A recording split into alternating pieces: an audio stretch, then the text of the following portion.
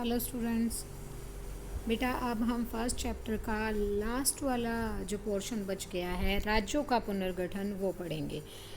राज्यों का पुनर्गठन, जब देसी रियासतों का भारत संघ में विलय हो गया तो ये परेशानी यहीं ख़त्म नहीं हुई। इसके साथ ही प्रांतों की जो आंतरिक सीमाएं थी वो भी तय करनी बची हुई थी। तो मतलब प्रांतों की आंतरिक सीमाएं मतलब कि स्टेट, राज्य कहाँ से कहाँ तक होगा। ये एक प्रशासनिक विभाजन का मामला नहीं था, क्योंकि इन राज्यों की सीमाएं इस आधार पर तय करनी थी जिससे देश की भाषाई सांस्कृतिक बहुलता की झलक मिले, साथ ही राष्ट्रीय एकता को भी सुरक्षित रखा जा सके। अब औपनिवेशिक जब शासन था, जब अंग्रेजों का हमारे ऊपर राज था, तो उन्होंने प्रांतों की सीमाएं अपनी सुविधा के अनुसार जहां से वो शासन कर रहे थे उस लिहाज से तय कर ली थी। लेकिन अब उनका शासन जा चुका था।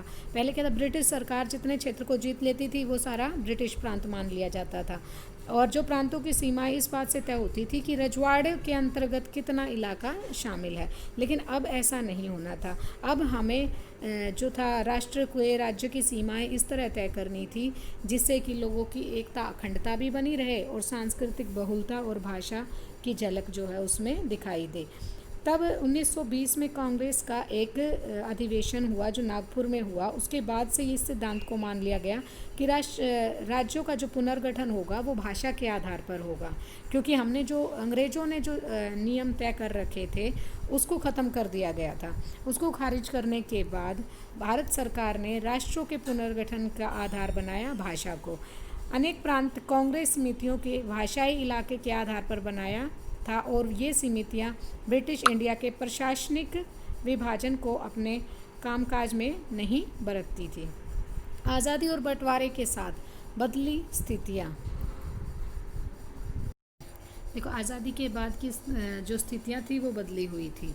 हमारे नेताओं को ये चिंता थी कि अगर भाषा के आधार पर राज्य बनाए गए तो अव्यवस्था फैल जाएगी, क्योंकि एक ही प्रांत में बहुत सारा भाषा भाषी लोग रहते हैं, अलग अलग भाषा बोलने वाले लोग रहते हैं। इससे लोगों की मतलब इस अगर हमने भाषा के आधार पर राज्यों का गठन कर दिया तो हमारी जो सामाजिक आर्थिक चुनौतियां हैं वो जो है उनसे हमारा ध्यान भटक जाएगा, जबकि देश इस चुनौती की चपेट में है।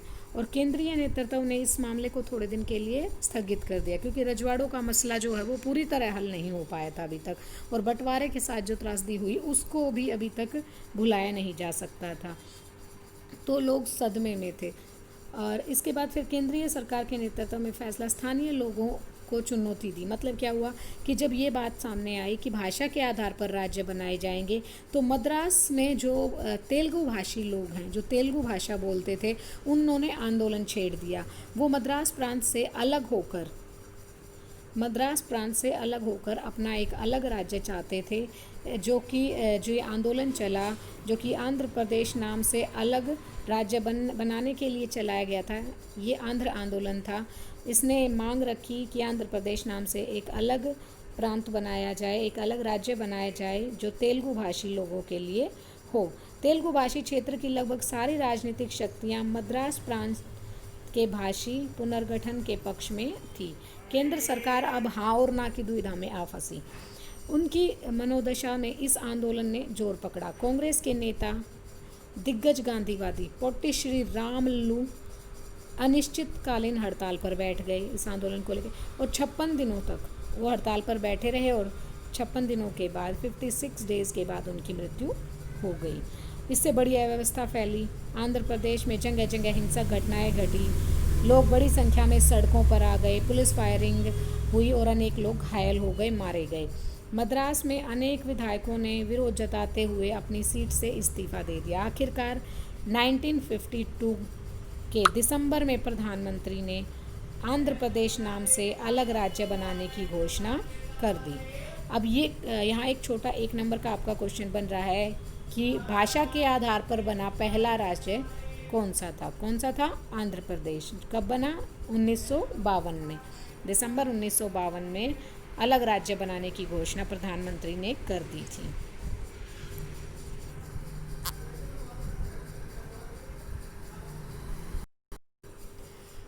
अब जब आंध्र प्रदेश बन गया, आंध्र प्रदेश के गठन के बाद ही भारत के दूसरे हिस्सों में भी भाषाई आधार पर अपना अलग अलग राज्य गठने के लिए मांग उठनी शुरू हो गई और संघर्ष शुरू हो गया।